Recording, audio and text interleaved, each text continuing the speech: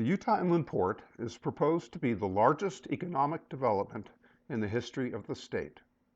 If it proceeds, it will cost Utah taxpayers hundreds of millions of dollars. Utahns need to know the facts about the port and decide if they think this is a wise investment. The Utah Inland Port is being touted as an economic boon, but its proponents have overlooked or downplayed the likely harm it will do to our environment, particularly to our air quality and wildlife. These harms will again fall disproportionately on the residents of Salt Lake City's west side. The port's advocates claim that the port will be green, but in reality, the port's operations are inherently unsustainable and proposed mitigation measures pale in comparison with the harms it will cause. The port's governing body, the Utah Inland Port Authority, has ignored constant public demands to evaluate, let alone address, the impacts the port will have on public health. Many people believe that the port is a done deal, but it is not. It is a project that has barely gotten underway, an enormously expensive public project whose details are not being openly shared with the people.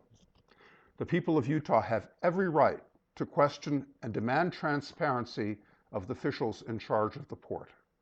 Should we decide that the port is not in our best interests or those of our children and grandchildren, we have the power to stop it. So, what is an inland port? Inland ports exist in several U.S. cities. They relieve congestion at coastal ports by allowing shippers to go through customs at the inland port instead. At an inland port, imported shipping containers are opened and inspected, and containers for export are sealed.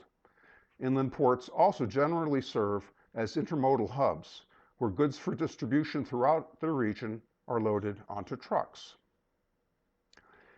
The Utah Inland Port Authority, sometimes referred to as UIPA, was created by the state legislature in 2018. It governs 25 square miles, known as the UIPA jurisdictional area, shown here in blue.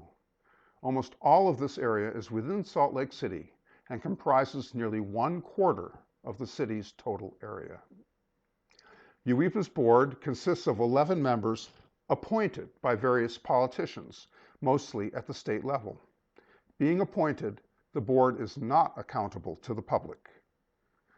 While fossil fuel and mining interests are represented on the board, it has no members who are experts in public health or conservation. UIPA exists to promote development within its jurisdictional area. The main tool it uses are financial subsidies it gives to private landowners. It also contributes to building infrastructure such as roads and utilities. The land within UIPA's jurisdiction is privately owned. Most of the land is owned by 3 or 4 companies. The largest of these is Rio Tinto Kennecott, a multi-billion-dollar foreign-owned corporation. Why does a multi-billion-dollar corporation need subsidies from Utah taxpayers? So how does UIPA work? The state legislature gave UIPA the power to overturn land use decisions and overrule local government. This guarantees that land use regulation continues to favor developers. By taking land use control away from local governments, the legislature deprived them of one of their most effective tools for protecting their residents. Where does the Inland Port Authority get the money for these subsidies and other expenditures? It receives funding directly from the state government, about $3 million so far. It can issue bonds for which Utah taxpayers will ultimately be responsible. And it can also assess and collect user fees on the port. These fees generate millions of dollars for ports around the country. However, most of its funding will come from property taxes on new development within its jurisdiction. This means that if a piece of property today is worth, say, $10,000, and a warehouse is built on it that raises its value to $1 million, UIPA collects the property tax on the difference, $990,000. The tax on this added value is called a property tax increment. Before UIPA, this money would have gone to municipalities and school districts. Utah taxpayers have no voice in how these funds are used. Why are subsidies for developers even needed? Soils in the area become soft during earthquakes, a process called liquefaction. Liquefaction destroys buildings by causing parts of their foundations to sink, as shown in this picture. Special expensive foundations are needed to overcome this, which is why subsidies are needed for development to take place in this area. Without these subsidies, the area would remain undeveloped and the port could not be built. So far within the UIPA jurisdictional area, roads, sewers, water lines, and power lines have been built, which now primarily serve the new state prison. Several warehouses have also been built. These are ordinary, run-of-the-mill warehouses with nothing green about them. Together with the parking lots that surround them, they cover nearly 100% of their land with impervious surface, that is, surface that doesn't absorb water. In several cases, polluted runoff is not treated as Salt Lake City law requires and flows directly into an adjacent waterway. The plan for the port is very vague. UIPA hopes that warehouses and light industrial plants will be built within its jurisdiction. For years, the Union Pacific Railroad has operated a rail terminal in the port area where goods are transferred between trains and trucks. However, a second rail terminal operated by another railroad company will be essential to the port's viability in order to keep shipping rates competitive. There are several serious obstacles to creating a second rail yard. There are technical challenges arising from the need to cross I-80. The likely site of the rail yard is an unremediated landfill, which will be expensive to prepare for building. As a former owner of the site, Salt Lake City may be responsible for some of these costs. A conditional use permit from Salt Lake City is needed to construct a second rail yard, which it may refuse to grant. Although UIPA has the power to override such a refusal, doing so would create enormous political controversy. Who will benefit from the port? Will working Utahns benefit?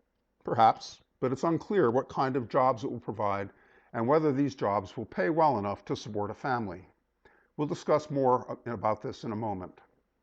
Developers, however, are practically guaranteed to profit from the port development. Thanks to the taxpayer-financed subsidies provided by UIPA, they can offer attractive deals to companies to buy or rent land and buildings within the port. So, about jobs. UIPA claims that the port will attract companies that will create thousands of well-paid, high-tech jobs.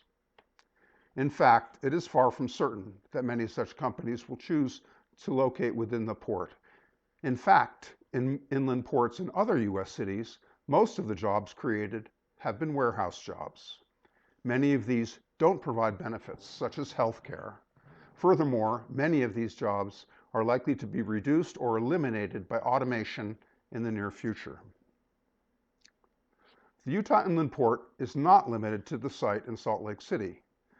Many counties throughout the state have submitted expressions of interest to UIPA to have so-called satellite ports located within them.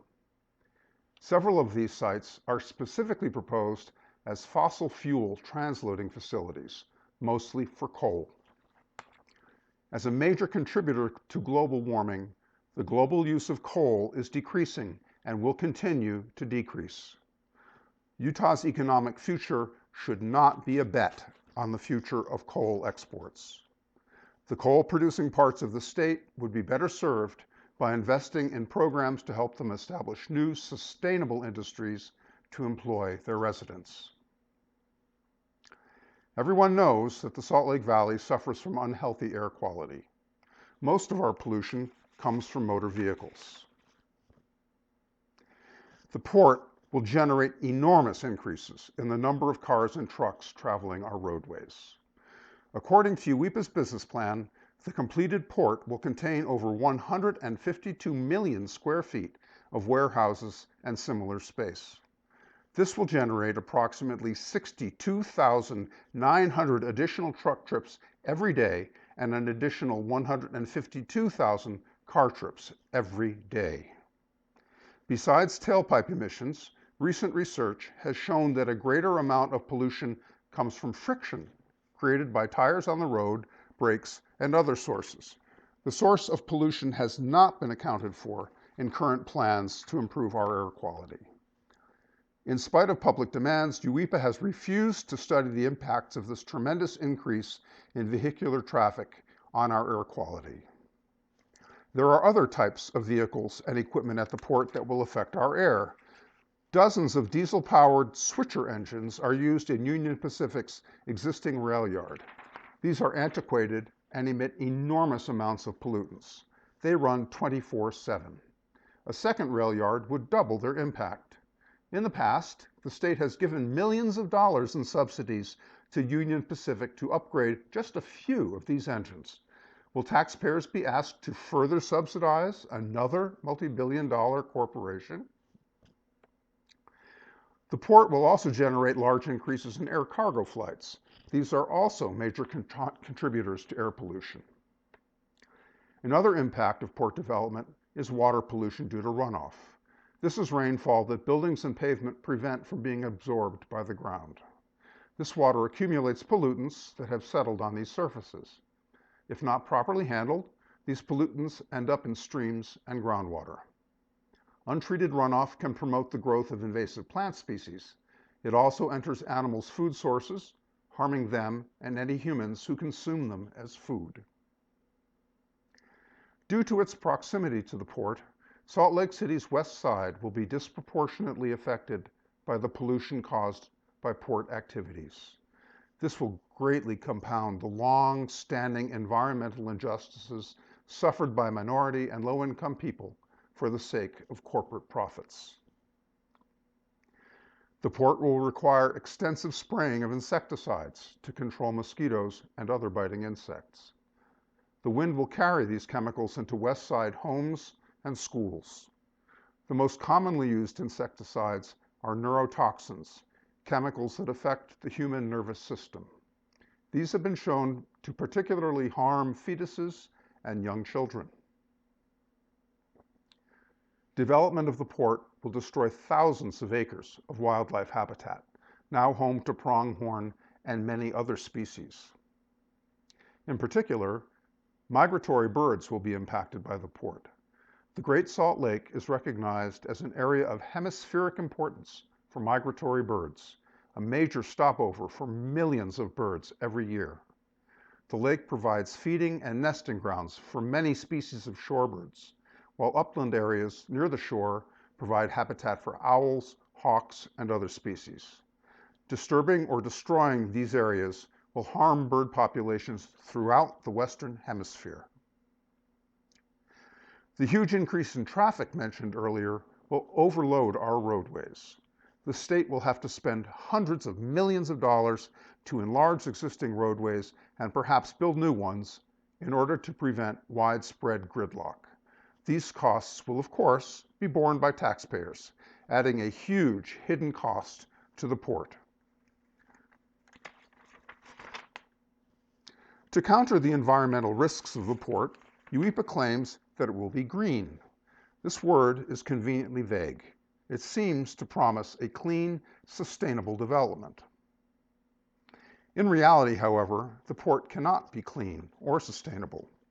UIPA frequently mentions emissions reductions through the use of electric cars, trucks, and other equipment. However, the actual projected increase in electric vehicle use will only be a fraction of all the vehicles on the road for years to come.